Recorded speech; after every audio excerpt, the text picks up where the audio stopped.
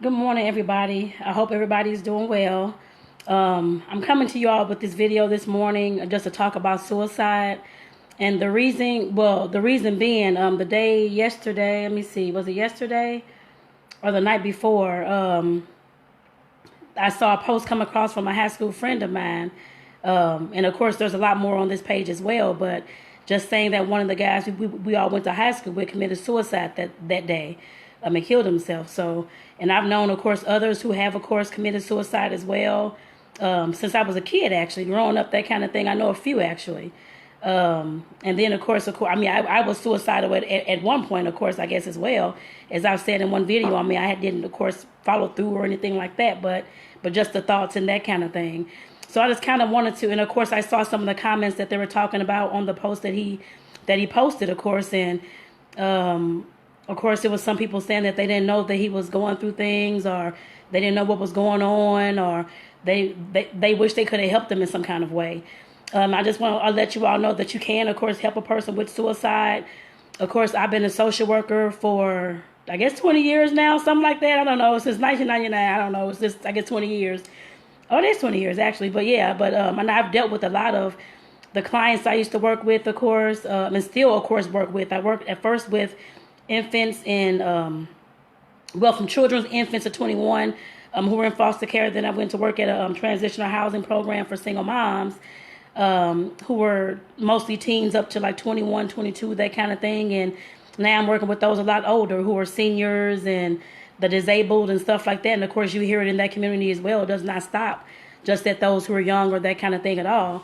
Like I said, and I have a help guide that I'm going to kind of read through to you all this morning as well, just so I won't forget anything as far as like any signs or anything that you can notice, or anything that may be able to help you if you know somebody that's, of course, suffering, I guess, at this time from hopelessness, or feel like they're suicidal or possibly suicidal, or that the family may think that they're just all of a sudden acting strange and things are going on, that kind of thing. So like I said, I want to make sure that I go over this entire packet with you all this morning. Some of the things that you all can, of course, like the warning signs that you can look out for. Some of the things that you may be able to say to a person who is suicidal or who's thinking about suicide and that kind of thing. And I'll just go ahead and get started. But it's mainly just saying that understanding about suicide, that, of course, there's approximately, it says about 1 million people that, of course, die each year from suicide. And I know that may sound like a lot, but it is a lot, I guess I put it that way. But just keep in mind that some of those people, of course, I know every single one of them, it may not have been able to be helped. But, of course, in some of those cases, some may have been able to be helped if, of course, the right services were in place, or there were caring people beside them, that kind of thing as well. Because I know, and let me just talk about that, I guess, well, I'm sure it'll get to that because I have read this whole article and that kind of thing as well. But I just want to say, because I know whoever is watching this live, and let me say good morning to you all. Deetra, Amber, Jennifer, Ajon, Angela, Avedon, thank you all for watching this morning. And thank you, Avedon, as well, for sharing my video this morning. But I just want to say that I know sometimes we feel that we cannot do anything for somebody that's suicidal, or they feel that they're going to kill themselves. Let them go ahead. You can't do anything. Which there's a lot of stuff, like I said before, that we can do, and a lot of the stuff I haven't decided yet whether I'm actually going to leave the number for the National Suicide Hotline on here or not. Because in my mind, it seems like, okay, that's fine, but usually a person who is going through feeling hopelessness and helplessness and feeling that nobody cares and feeling like they're an outcast, that kind of thing, that's because of the folks usually sometimes around them. I know it is their mindset as well, but sometimes we push people into that kind of corner as well. I guess speaking for me, I can say that I guess I speak from my own experience. Like I said it before, I was suicidal in the past. I did not actually commit suicide, that kind of thing. Of course, I'm here today, but of course, having those thoughts and those feelings and that kind of thing, and just feeling alone, I guess I'd say that. Feeling that nobody was checking on me, feel like nobody was there for me for anything, to be honest. I mean, I still get that nowadays. I'm not suicidal anymore at all. I mean, my mindset has kind of changed around that, but like I said years ago, yes, that was some of my thoughts and some of the feelings I was having. So why be here and nobody cares anyway, that kind of thing. And a lot of people, because I've talked to them, of course, too, who are suicidal or going through a suicidal episode, because I've had to deal with that as well. Young lady was cutting her wrist, and that I get that kind of thing, trying to, of course, commit suicide that day when I came into work. But like I said, sometimes you have to just sit there and just talk to a person, just check on a person, no matter how strong they may present to be. Everybody at some point gets lonely. Everybody at some point feels hopeless. It just depends on what's going on. Every day I get online, I mean, of course, I'm seeing someone just lost their husband, or someone just lost their mom, or someone just lost their father, or somebody was killed, that kind of thing. We have a lot of things that's going on, of course. As I ranted yesterday in my video about the murders that's going on here in St. Louis, we have a lot of stuff that's going on, and a lot of people, of course, are dying as well from other kind of deaths besides suicide. And sometimes all that loss and all the stuff that's going on can bring somebody to the point of suicide as well. So just keep that in mind. And like I said, with that, I'm going to go ahead and get to reading some of this to you all. And a lot of this stuff, I'm probably just going to have to read kind of each like little topic and then just go into like a little explanation for you all. But let me see. And the first, it has like some myths on here. And the first one says people who talk about suicide won't really do it. And it was saying that the fact almost everybody that, of course, talks about suicide is looking to attempt suicide, I guess I put it that way. And it says, of course, do not ignore those references to death or suicide. Make sure that you pay attention to that, because sometimes people can say different things like, you'll be sorry when I'm gone. I can't see my way out. No matter how casually or jokingly they may say it, take those thoughts and those words that they say serious.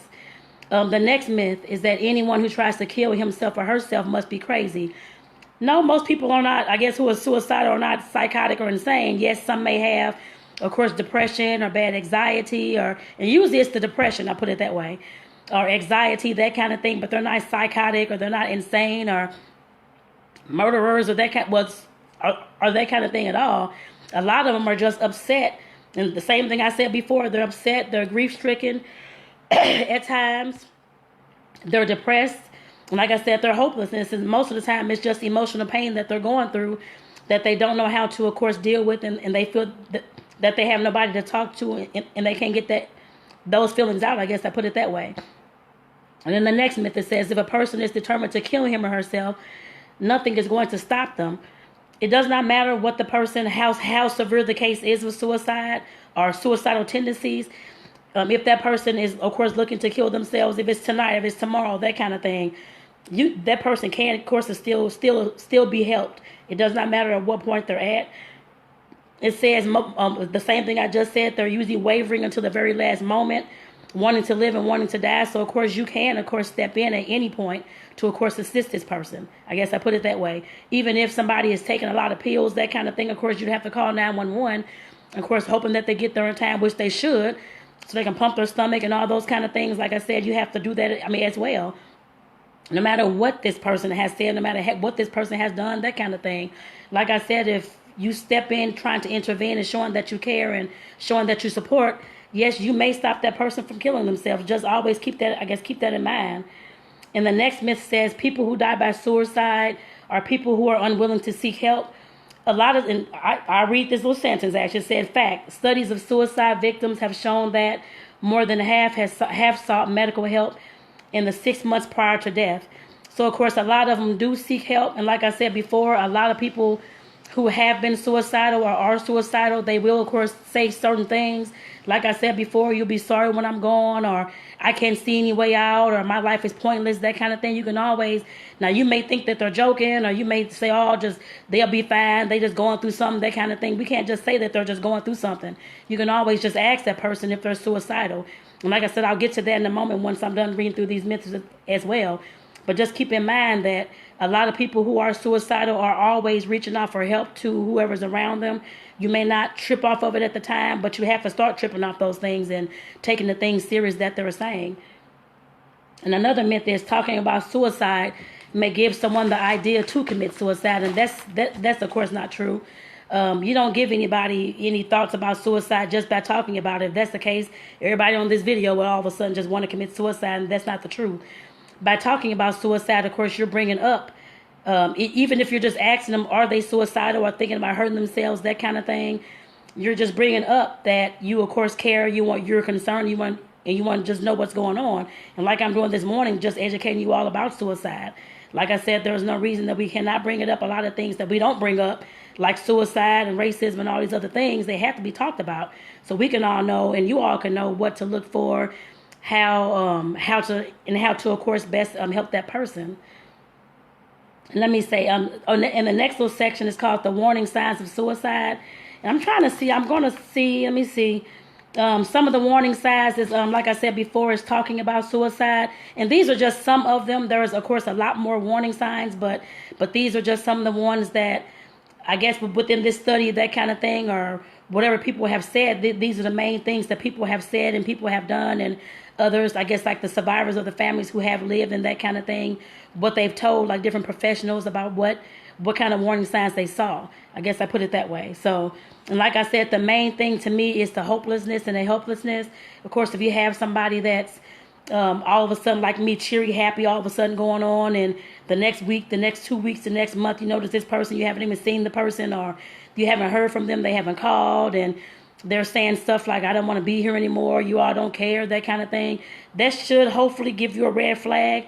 And like I said, the rest of these things I'm going to read through as well, they should give you a red flag as well, to of course find out, talk to that person, find out more of what's going on.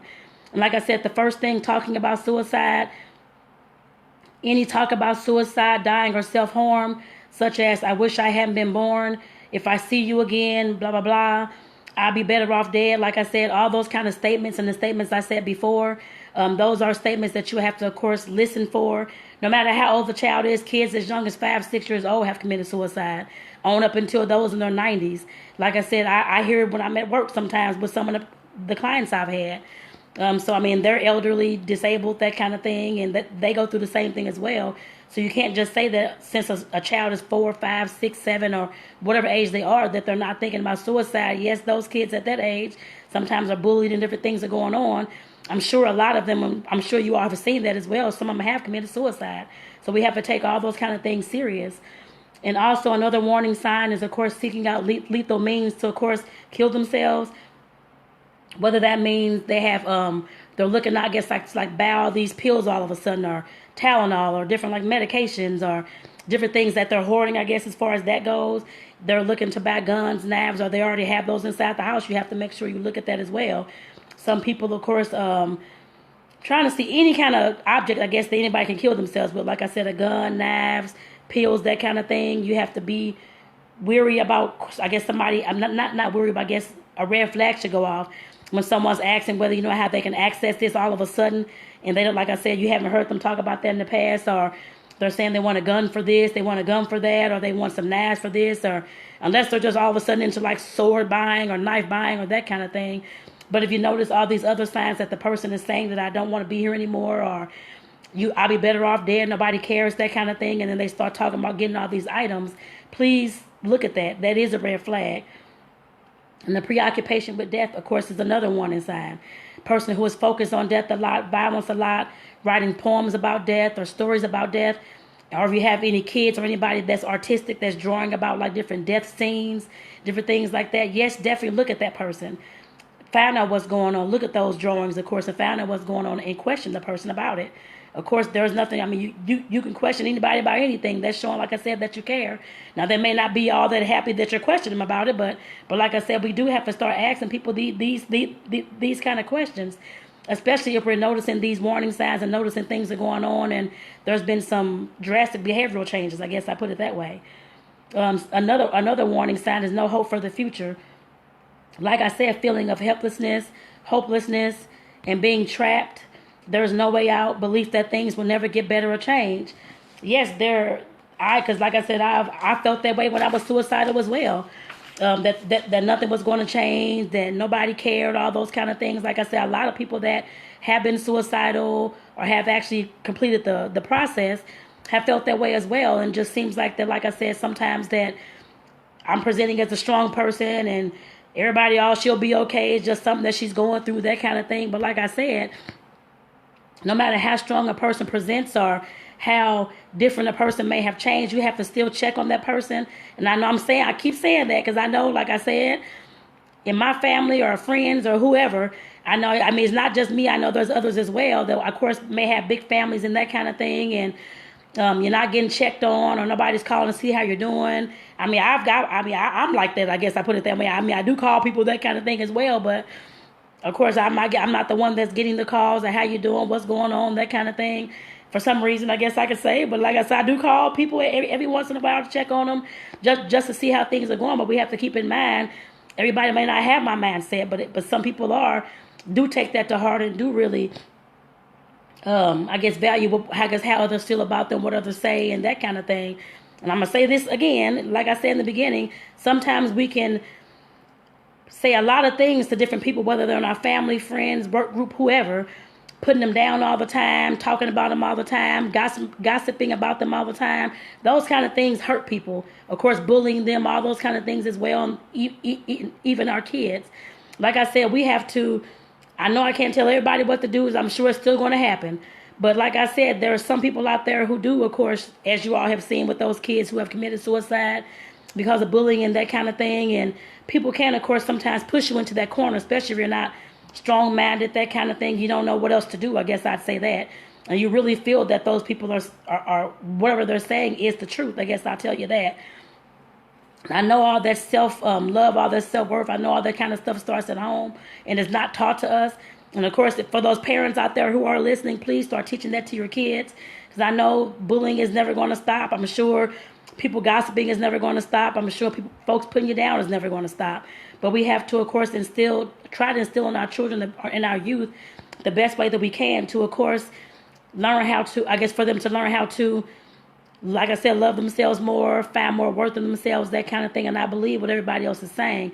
I know that is an issue as well, but I'm just saying that to you all this morning. For those who are parents or just work with youth or work with people in general, and even yourselves, like I said, we have to instill that in ourselves. I know it takes a while, it takes a time.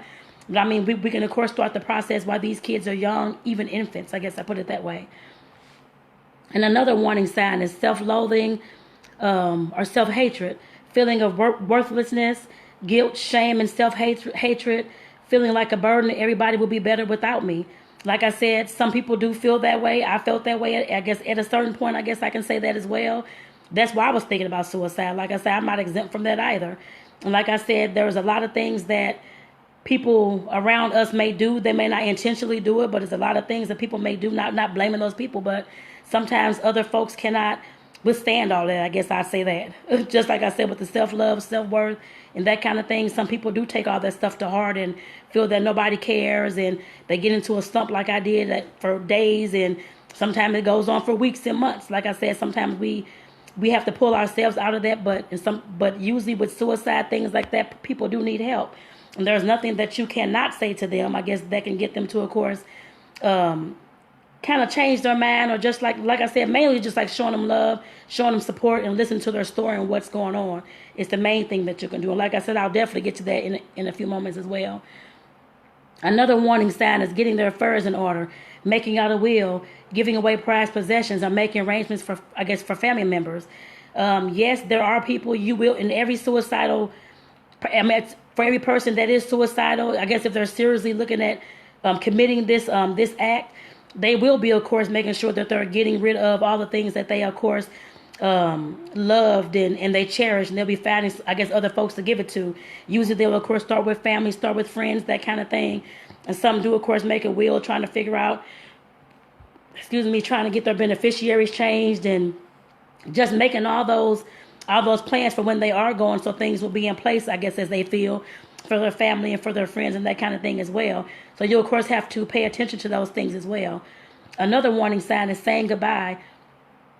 It says unusual, unexpected visits or calls to family and friends, saying goodbye to people as if they won't see them again.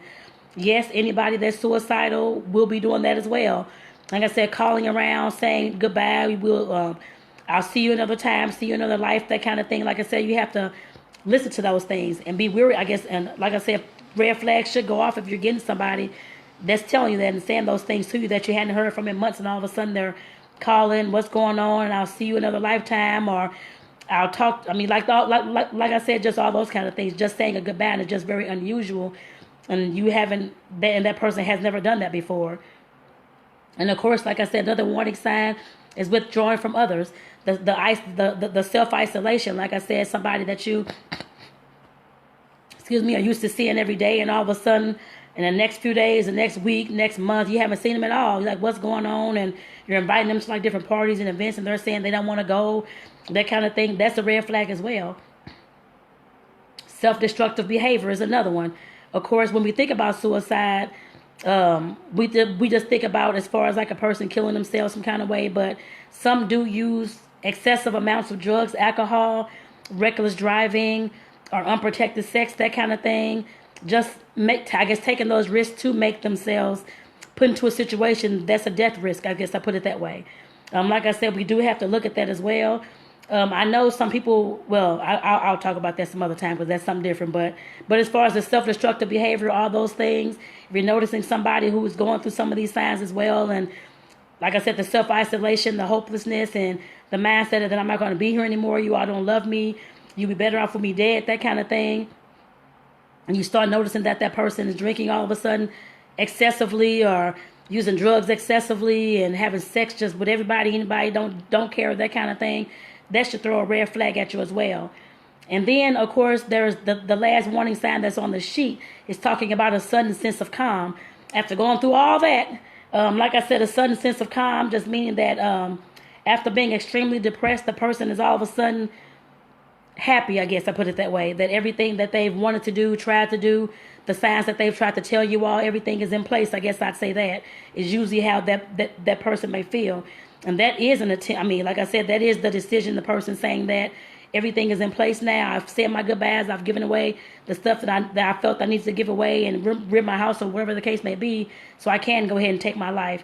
Like I said, you have to look at that as well. All of a sudden, I'm not talking to you all, and for months, or at least a month, and all of a sudden I'm giving stuff away, and I'm like, okay, I'll talk to y'all later, and see you in the next life, and all of a sudden I'm all happy all of a sudden.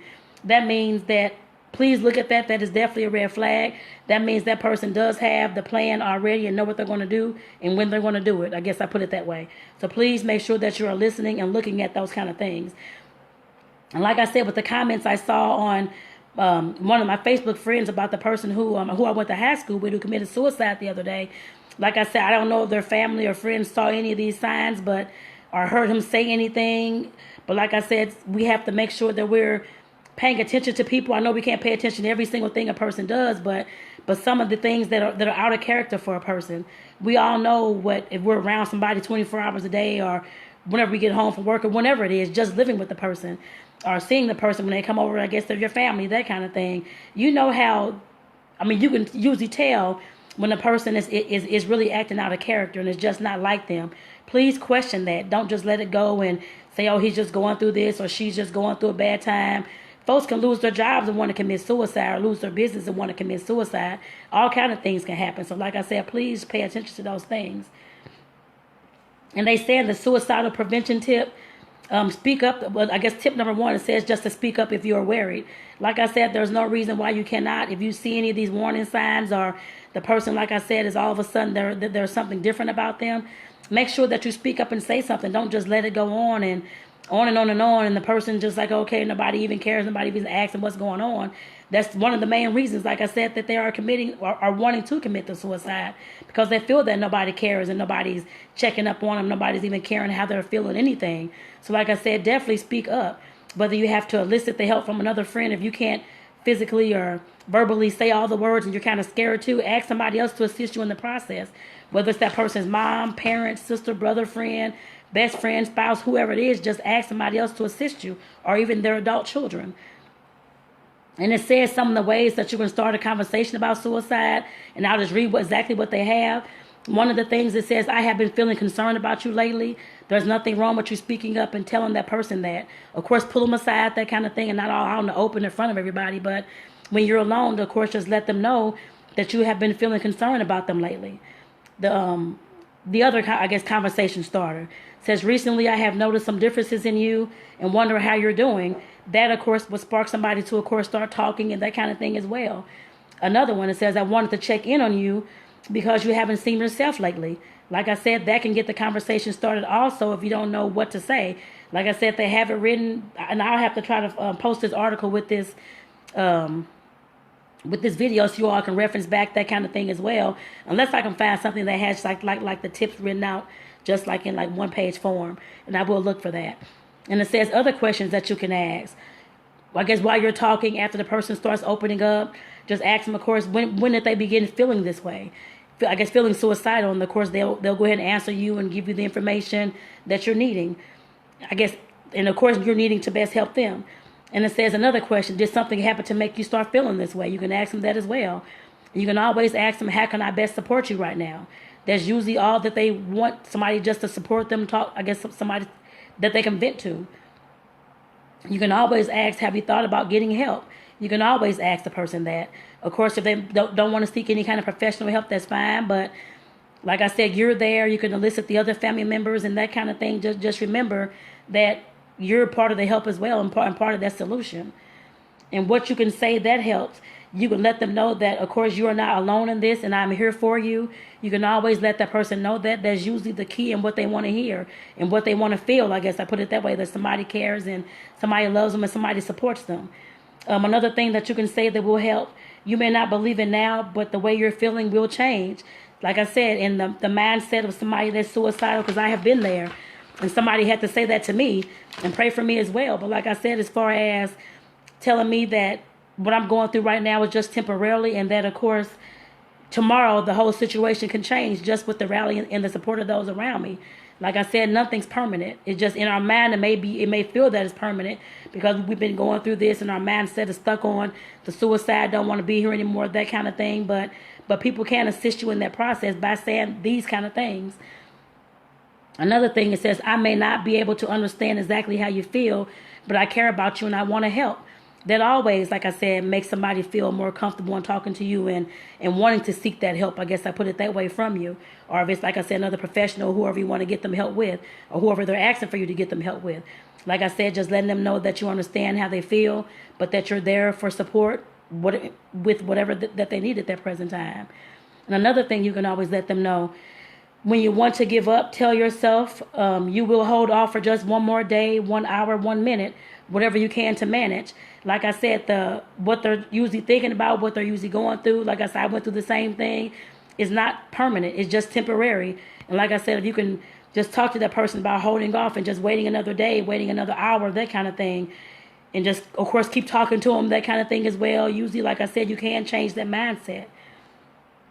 And it says there are some other things that they said when talking to a suicidal person. It says, do these things. Be yourself. Let the person know that you care, that he or she is not alone.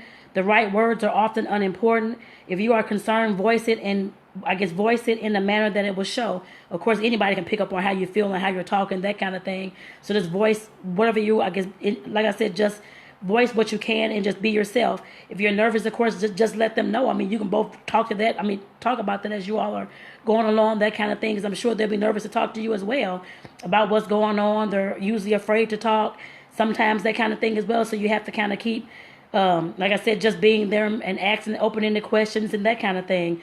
Not closed-ended questions like a yes, no. Open-ended questions are questions like I said before, can you tell me what happened? Can you tell me when you started feeling this way? Like I said, so they can give you more answers, more information, and that kind of thing. And hopefully that'll just lead you on like a natural conversation to, of course, assist the person that's possibly suicidal at that time. And another thing to do is just to listen. Like I said, the suicidal person, they usually just want to vent and unload their despair. I know it's going to be maybe a lot of negative things, or I guess then you're used to, but like I said, just listen. There's sometimes we have to listen to that kind of stuff sometimes. It's not going to kill you, I guess, just to listen. Just listen to it. Like I said, that person, it needs somebody to sit there and listen, to be a support, that kind of thing. Like I said, it's the mindset that they're in, and there's nothing you can do about that at the time, but just listen. And of course, be sympathetic. Don't judge what they say, or, oh, that's stupid, you shouldn't do this, that kind of thing. Just listen and take it, I guess, sentence by sentence, what they're saying. I guess I'd say that. You don't have to, like I said, be impatient, that kind of thing. Sometimes, of course, it will come off. They're trying to think about what they want to say, how they want to say it. So just be patient and let them vent in their own time. I guess I'd say that. If it takes them 5 minutes, I guess, to get the sentence out or start talking, give them that 5 minutes and just be there to hug them or hold their hand, that kind of thing, or give them a kiss on the cheek, whatever it may be. Just be there for support. And it says, do offer hope. Reassure the person that help is available, that of course the family, your friends, your kids are going to be there to love and support you. And of course that you'll get those people, I guess, if they need. They need for you to call their mother or call their daughter or whoever. I guess for them to be there during this time as well, please do so. Of course, if you don't know the number, just ask them for the number. It's not going to hurt. It will definitely help. Also, do take the person seriously. The person is saying things like, I'm so depressed, I can't go on. Ask the person, like I said, the question, are you having thoughts of suicide? There is no reason why you cannot ask that. Just please, like I said, just ask. You're not putting ideas and thoughts into their head, but you are showing them that you're concerned and that you're taking whatever they're saying seriously. Some of the don'ts, I guess, that you do not want to do when somebody is telling you that they're suicidal or talking about suicide, that kind of thing, and they don't want to be here anymore. You do not want to argue with the suicidal person. Avoid saying things like you have so much to live for, your suicide will hurt your family. Look on the bright side of things. You don't want to say those kind of things. Like I said, that's just mainly just telling them that whatever they're it's just discounting how they're feeling and discounting what they're saying. Like I said, you have to be there for support, non-biased, non-judgmental, and just listen to what they're saying, showing that you care that you care and are concerned. Not that you have so much to live for. They already know that already. They already know that the suicide will hurt their family. I'm sure they have thought about that, especially if they've taken their time to, of course, get all these beneficiaries and make a will and make sure that kids are on their bank accounts, all these kind of things. They already know all those kind of things already. That's why they were making this plan to begin with. Like I said, don't say those kind of things and don't argue with them. And don't act shocked. Like I said, I know a lot of folks may say things, I guess I put it that way. And sometimes we, of course, are shocked or that kind of thing. Oh, my gosh, or why would you say that? Well, nothing shocks me anymore, I guess. Maybe I'm just that person. But I can tell you, just don't act shocked and surprised and that kind of thing. Just, of course, just go with the flow. Go with however they're acting. Mirror back to them. Kind of, I guess, like their temperament, that kind of thing as well. Like I said, just don't act shocked. And don't promise confidentiality. I would say for anybody, you cannot promise anybody that's suicidal that you're not going to, I guess, that you're going to keep everything secret. You're not going to tell anybody. You cannot, I guess if you want to promise them, I definitely would not say this is saying do not do so. And I firmly believe as a social worker and as a person who's dealt with this, do not promise that person that you're not going to tell anybody else that they're suicidal. If that person is asking you that, just let them know that you cannot be sworn to secrecy like that. And that, I guess, because their life is at stake. Like I said, you have to let them know that if they are telling you this and they're actually going to get the gun out the next room and go ahead and kill, you cannot, you're going to just sit there and just, I'm not going to just tell anybody. You have to let other folks know. Like I said, you can stop that person from committing that act or taking those pills, that kind of thing. But you cannot, say that you cannot tell anybody else what's going on or that they're suicidal. Because like I said, that's the whole point of them talking to you. I guess I put it that way. And that's the whole point of you talking to them, to make everybody aware of what's going on so they can start checking on the person and that kind of thing. Like I said, just do not promise that person that you're not going to tell anybody else. Please don't do that. And of course, you cannot offer ways to fix their problem unless they're asking you for advice or that kind of thing. Just let them know that you, of course, understand how they feel and just get them to just continue on talking. Just don't let them know that you're going to, I know I'm a problem fixer, I guess, or problem solver. I'm always trying to solve something. But during the time that somebody's suicidal or having thoughts about suicide, of course, you're not there to be a problem solver. You're there just to listen and just go along with the conversation. I guess I put it that way. And of course, like I said, just kind of guide them on to, as far as like I said, just a better mindset. It may not be like that day. But like I said, you can't just tell them you need to do this, you need to do that. Like I said, they have to find it within themselves to want to do that. You can, of course, if they're asking for suggestions or advice, that kind of thing, please do give it to them. But like I said, just don't offer all the ways to fix their problems, because you, of course, cannot fix all their problems. They're their own person. They know exactly what they're going through, and they know how to fix the problems that they're going through. I guess I put it that way. They just need somebody to, of course, listen, to vent to, and somebody there for support. And, of course, don't blame yourself. Because you cannot fix somebody's, like I just said, somebody's hopelessness or despair. Like I said, that's their responsibility. You can be there for support, and like I said, offer the advice if they need, if they're asking for it. But you cannot blame yourself for the reason why they're suicidal, that kind of thing at all. And I'm trying to see if I can, let me see what time it is actually. Okay, I actually got to get going. I may have to do this as a part 2 tonight, So I'll do this as part 2 tonight because I actually got to get going, y'all, because I got to get to work this morning. But I thank you all for those who have watched this video this morning. Deetra, Amber, Avedon, Jennifer, Ajon, Angela, Quinita, James, Lakeisha, Pramad, Rhonda, Marcus, Antonine. Thank you all for watching this morning, and I will, of course, reply to your comments throughout the day today.